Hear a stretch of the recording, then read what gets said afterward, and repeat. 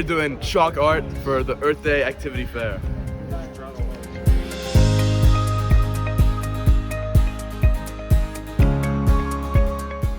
We are really engaging with everything in the environment as a community, just to help with the nature meditations and nature walks. So in this Earth Day activity, the prep students are building some worm composting bins. Composting often is just food scraps and bacteria. Here, we'll use that bacteria to break down food into soil, but we're gonna have some worms help us along the way.